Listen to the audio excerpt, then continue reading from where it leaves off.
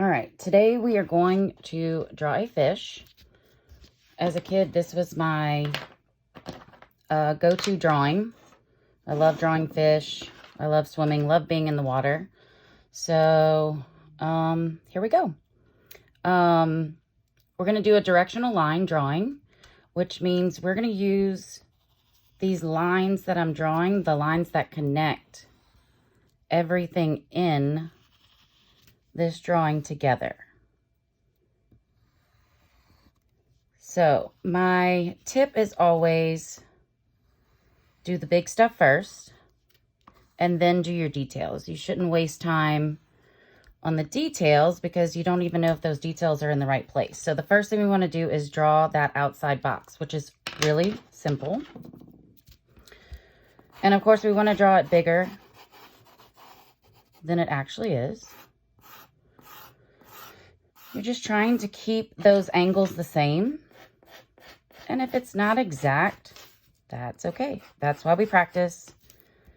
And we get better as we do this. Our eyes get better as we do this. Our hands are more connected to our eyes when we do this. So we have that outside box. I'll do it a little darker so that you can see that outside box. And then we're going to start doing some lines within the drawing so that you can see where things kind of connect. So if we want to find where that eye goes, if we draw a line straight through, we know that the eye and the center of that tail are closely connected. Also, if we draw a line straight through here, we find the edge of that tail and then the sort of corner right here. Then if we draw a diagonal line through, we find the edge of this fin or tail, and it goes through here and crosses right on top of here. We can also do a line straight down, and we see that this and this are connected. So let's step back and let's draw those lines on here. So first one going across and through. And so we know there's an eye there. And we know that the fin kind of hooks right here. We also have this diagonal line coming down and it exits here. So just try to keep that angle the same, or exiting that box in the same place. So here we know that is where that tail comes up and around, just like this. So it kind of follows that line. We also have a line that comes down here. This also helps you check your drawing to see if things are in the right place. And you'll notice as you're doing this, oh, that didn't work. So you can fix it as you go. So here is where this fin begins to come up and over. And then we have this line that comes straight down.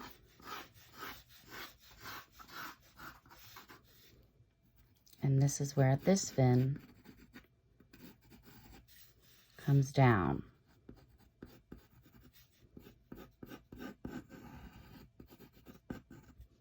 All right, when we follow that down, crosses here, we have nothing really, but right underneath, we have this edge of the body of the fish. And then we also see that this fin comes out here, and then this one touches. Even if you don't get that shape right, you at least know where it's supposed to be. Then the body comes up right there. So eye, and then we also see that the mouth is right there too. Again, it doesn't matter what shape you make, just as long as you know the mouth goes right there. Here we have the nose, top of the head. This comes up. And I can kind of see that I went a little far here, so there's no need to erase just yet. We're going to come and just do a darker line for the correct line. Then the fish comes over and down here. Then if we follow this, we see this comes around there, this comes down.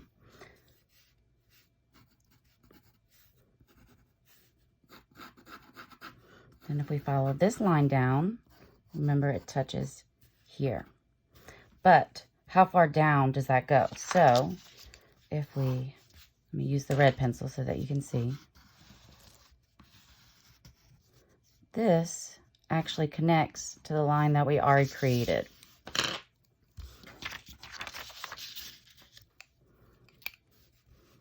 So we know if we start here, this is where this will come down.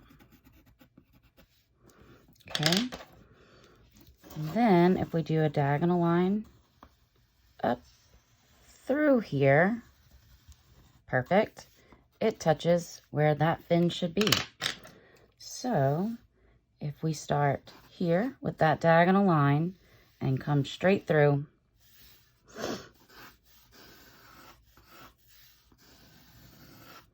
we find where this fin goes.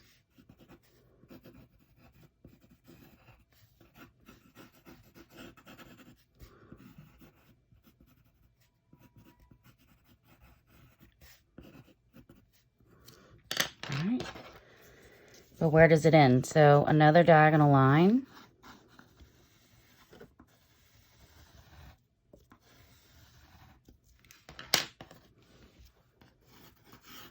Kind of makes a triangle right above the top of that body, like so.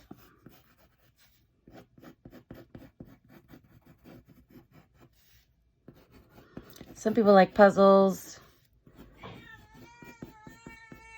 I like drawing to solve problems. And there's my cat, who also likes drawing. Hey, birdie.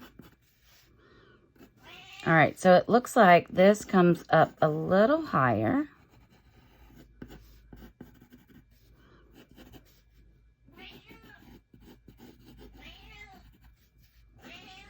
Than we thought.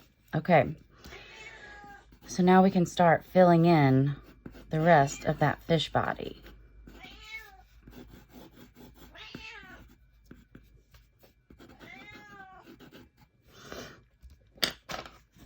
And then if we make a diagonal line through here to find this fin, it connects to this diagonal line, crosses where that gill is. So we're going here. Hello, little cat.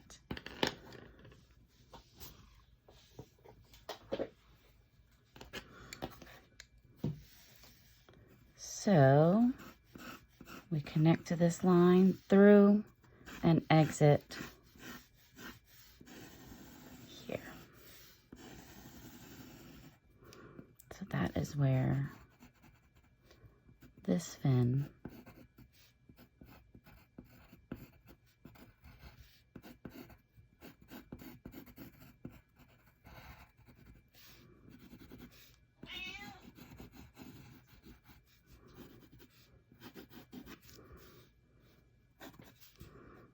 this comes around.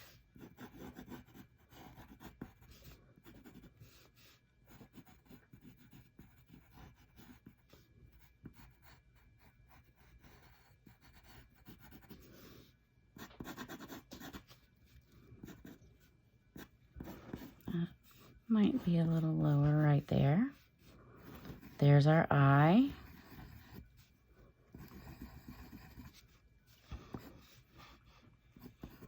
Got another part of the gill right there. And then let's see where this fin comes in. We're trying to find this right here. Thank you.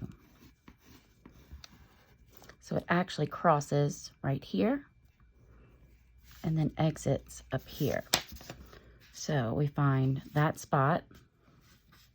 It's kind of hard to draw with a cat in your lap, but we're gonna do it. Our animals need love right now too. Or is it that we need their love? Probably a little both. All right, so we come down right here.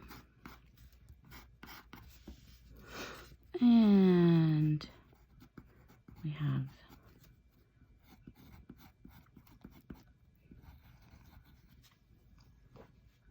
that.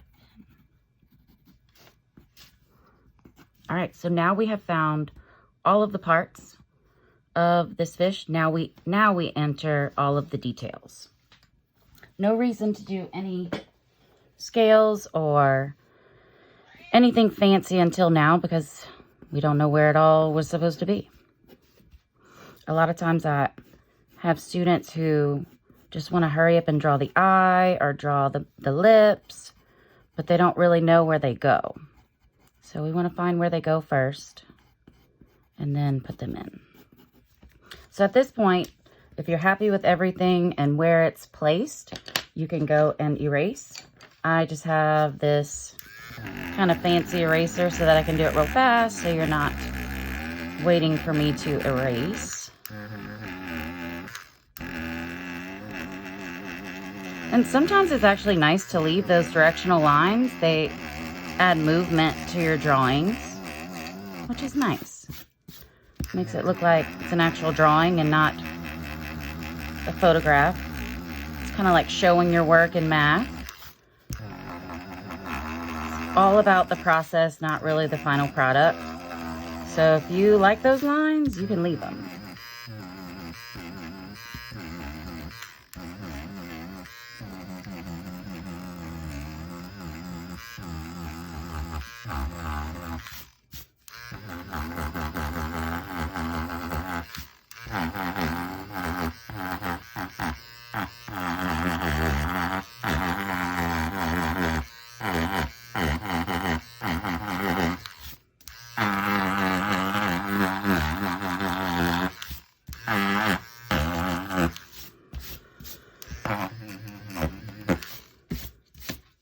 Okay, so now I'm going to go with a darker pencil to start adding in those details.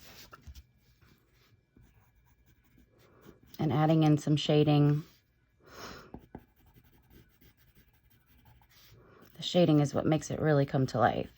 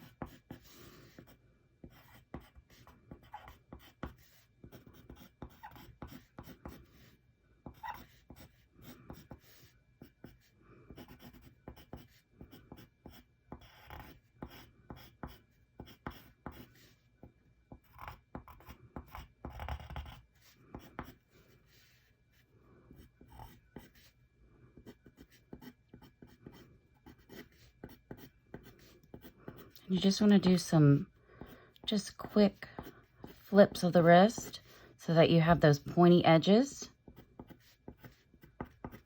Kind of like you would be drawing eyelashes.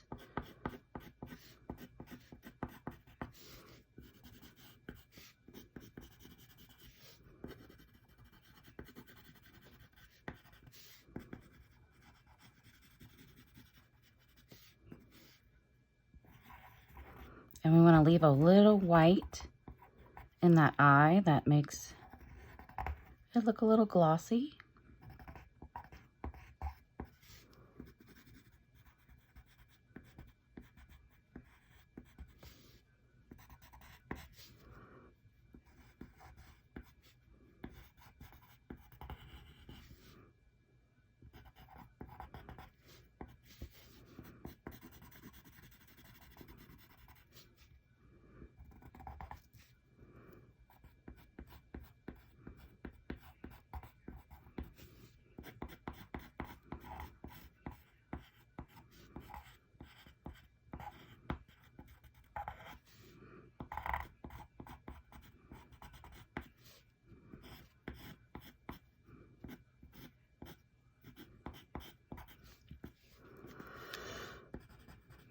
All right, now we can add those scales. Don't make them too perfect. If you line them up too much, it looks fake and not real. Remember, perfection does not really exist in nature, just in our heads, really.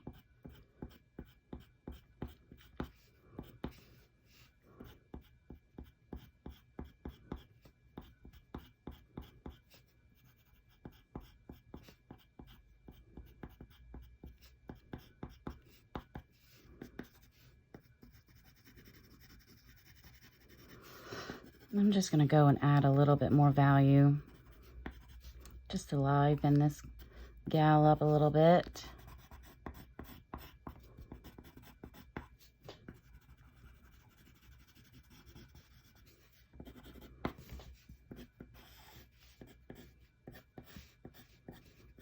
Some more of those wisps.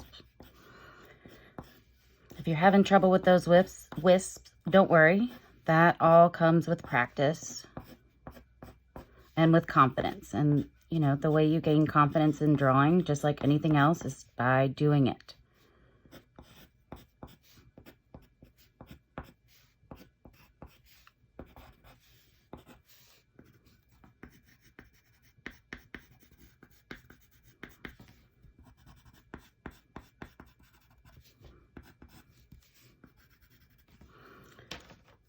And if you don't have anything to shade, I don't recommend using your finger because that adds oils to the paper.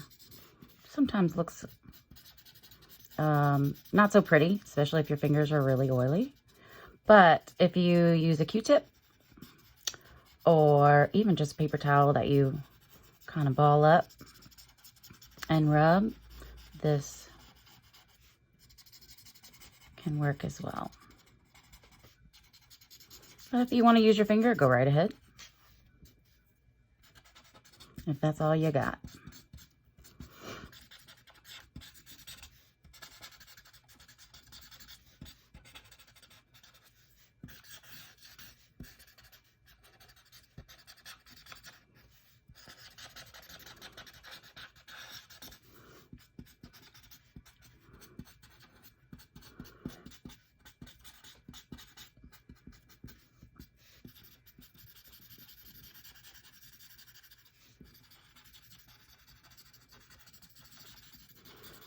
And try not to gray the whole thing. You want to leave some areas white. That's what's gonna make this fish look three-dimensional. Like it could actually swim off of this paper. That's what we want.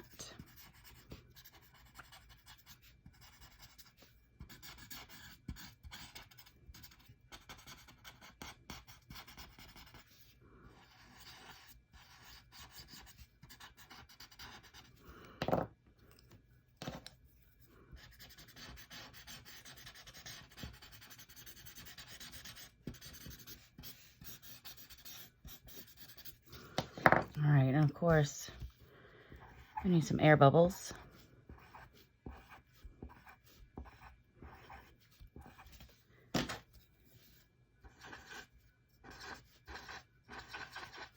And as always, sign and date your artwork. That way you can see progress while you're doing this. Thank you so much. I hope you enjoyed, and hopefully you'll take some time today or maybe this week and post it to our page. We'd love to see your progress as well. Have a great day.